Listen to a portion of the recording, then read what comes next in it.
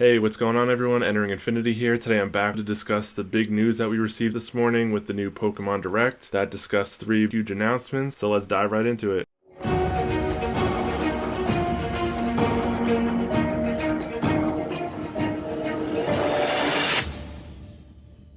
So the first big announcement was regarding Pokemon Snap. We got to see new gameplay and new features that I don't believe we've ever got to see before. And in the trailer, we got to see some really awesome mechanics and different gameplay footage. For starters, we got to see different views of the different terrains that we'll be experiencing when it comes to, going to explore a jungle or a desert or underwater. We also got to see some new mechanics in terms of how we can interact with the overworld in terms of, throwing items like that one that looks just like an apple that I think they call like a puff fruit or something, where the Pokemon will come up to it and eat it and then get happy, so that way you get more points in your photos. They also introduced a new item that can play a melody almost like a Poke Flute, and that also can make the Pokemon happy. Like in the video you see the hoot hoot like getting all excited, so that's a cool new thing. And then we also got to see something called Lumina Orbs, and that is a way to make any Pokemon glow or create some other kind of change to them in the environment. We got to see the first time it made the Pokemon glow, and the second time when it was thrown at a Scorbunny, it changed the fire from red to blue. So I'm really curious to see, what different things they could do with that in terms of the different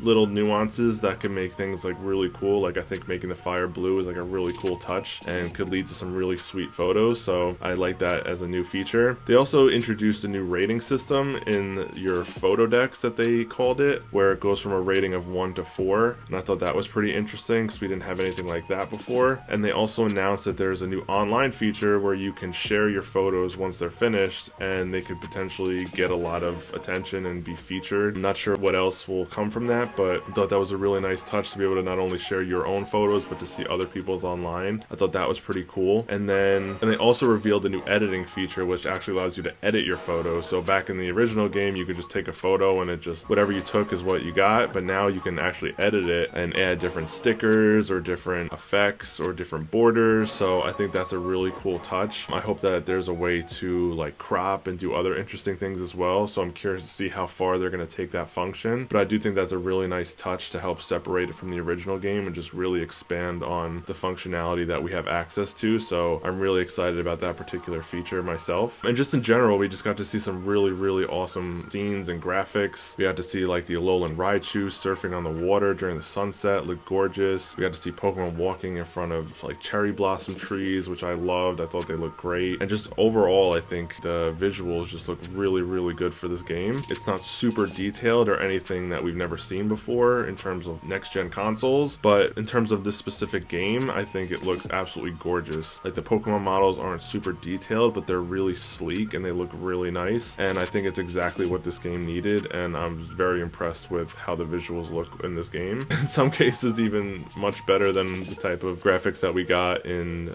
Sword and Shield and what we're seeing with some of the new games that are coming out. But overall, I'm definitely really impressed and really excited for this game. They also revealed Celebi in the game, which I'm not sure if they had shown that in a previous trailer, where you got to find it in a forest, which was pretty cool. And then they really kind of showed the Meganium again, which they kind of made a big deal about in earlier trailers. So I'm wondering if that's like a significant part of the game when you get to this Meganium for whatever reason. But I feel like the fact that they keep showing it specifically means that it has some type of significance to the game. So I'm curious to see how that plays out. Yeah, and then the last thing in the trailers that they mentioned again, that it comes out April 30th, which is really soon. So a few things that I would love to see in this game that they haven't revealed already. The first one being, I would love to have a co-op function within the game, so that way you could play with a friend and you could simultaneously go through levels and take pictures within the same level, because obviously, each time you play the game, I'm assuming that there's going to be different things going on. So to be able to go through with somebody else at the same time, having to work within the same environment simultaneously to see who can take the better pictures of the different things that are happening, I think would be a really nice touch and a much needed improvement from the original game. As another thing, I would like to see that taken one step further and actually made as an online feature. So they mentioned that you can go online, you can share your pictures, which is cool, but I think it would be a nice touch if you could actually go online and almost like compete, whether it's for fun or, if you're a more competitive type, but just to be able to go and have that function online and try to compete with other other people to take different pictures within the same exact environment and see who can come out with the best pictures, and then actually at the end of the day maybe compare the different pictures of the key Pokemon that were throughout, and then they could go like compare Squirtle versus Squirtle, and then it shows you like which one was better, or Venusaur versus Venusaur, and just kind of compete and then earn points based on the ratings. I think that would be a pretty nice touch. And the last thing I would like to see is a shiny feature added to the game. Me being a competitive Pokemon player, I love shinies. I think that would be a really cool touch to add to this game now that that has become a new feature to the game since the original Pokemon Snap came out. And while I want it to be challenging and have it feel satisfying to get, I don't want it to be as crazy as a process to get as it is for, say, like Sword and Shield or any of the mainline games. But I think it would be really cool to have just an added layer of a challenge to find these shiny Pokemon, but not be so crazy where it just drives you nuts and it becomes like not fun anymore to do it. So those are the three things that I would love to see in the game that we haven't seen already. This game was one of my favorite games as a kid, and I will definitely be featuring some of that content on this channel, and I'm really looking forward to it. So then the first big announcement that we got was that we'll be returning to the Sinnoh region with 2 brand new remakes in Brilliant Diamond version and Shining Pearl version. So I know everyone out there that's been really excited and hoping for, you know, Diamond and Pearl remakes. Your prayers have been answered, and we finally got official confirmation that the games will be coming out. So congratulations to everyone that's been really excited for that. I personally have never played those games. I played Gen 1 and Gen 2 and then kind of went out for a while and then came back into the franchise for the X and Y games on the 3DS. So I'm really excited to play the games in between for the first time. So I will definitely be playing this one and putting that content on the channel. So I'm looking forward to that. In terms of what we got to see, we didn't actually get to see a whole lot, but when it came to kind of the overworld and kind of where you're traversing your way through,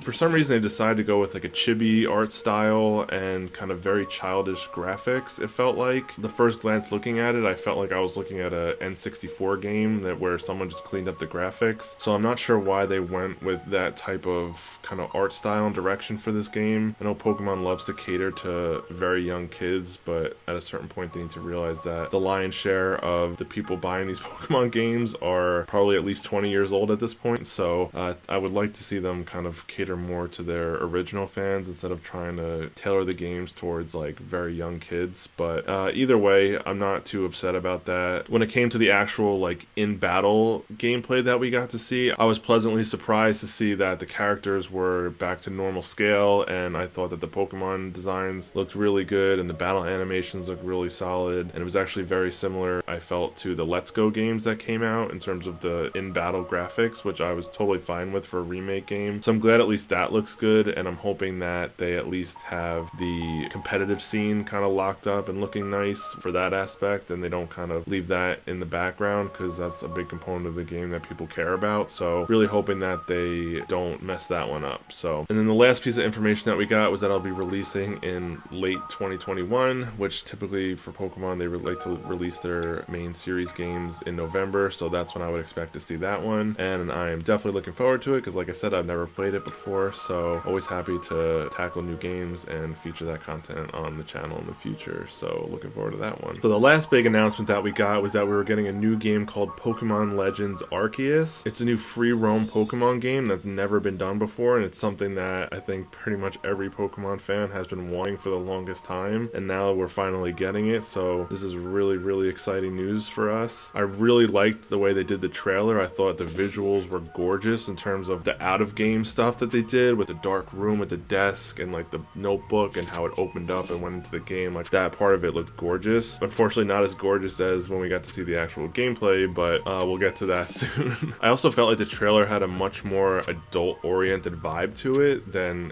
when compared to any other Pokemon game that I've ever seen before in a trailer. The musical scoring was like a very dark, like post-apocalyptic, like orchestra vibe to it, and it was just very interesting to see them do that because typically it's a very upbeat, peppy, kid-oriented game, and to have it be like a darker, adult-oriented game was a really refreshing change, and I really appreciated that, and I thought that was a really good choice by them to make. And when we got to see the gameplay of the characters kind of traversing the overworld, it had a very Zelda Breath of the Wild meets Pokemon Wild area from Sword and Shield vibes to it, which was pretty interesting. Unfortunately, the graphics weren't as nice as Breath of the Wild, styled. They were more towards the sword and shield end, unfortunately. But I did like the little battle animations that they showed, where your character in the overworld was kind of like attacking a wild character, like it was like a Lucario attacking a Staraptor. Like I thought that looked nice. One of the better aspects of the trailer. I also like the character movements, the way they were kind of moving around. It kind of reminded me of like ninja-like movements, how they were kind of crouching and crawling and diving and rolling into like the tall grass and then throwing a Pokeball like 20 yards to catch something. Like I thought that was a really cool mechanic, and I enjoyed that aspect of it because we've never had anything like that before. And I was also surprised at the choice that they decided to have the 3 starters being from 3 different regions. We've never got anything like that before. Still trying to process how I feel about that. I think I would have preferred them to just either keep it from the Sinnoh, since I think that's really the inspiration for the actual characters are from, or just make it so you could pick any starter from any game. I thought that would be a nice touch, but having it be those like 3 random starters, it's cool, but I feel like it's probably gonna, you know, annoy more people than it's gonna make people excited about. When it came to the actual Pokemon models, I was pretty disappointed. They were like very simplistic, and the coloring was off, especially for the Rhyhorn. It was like a very weird color. I'm not sure if there was a reason for that, but it definitely was not very impressive for all the things that we got to see overall. I'm hoping that this game is still in the very, very early stages, because you could tell that it definitely has a lot of work when their huge announcement for this had the gameplay like lagging and the character models being off and the environment not looking the best. So I'm really hoping that they really put in a lot of resources into this, because a game like this is something that the fandom has been wanting for so many years and just has unlimited potential. So I think everyone's expectations are going to be like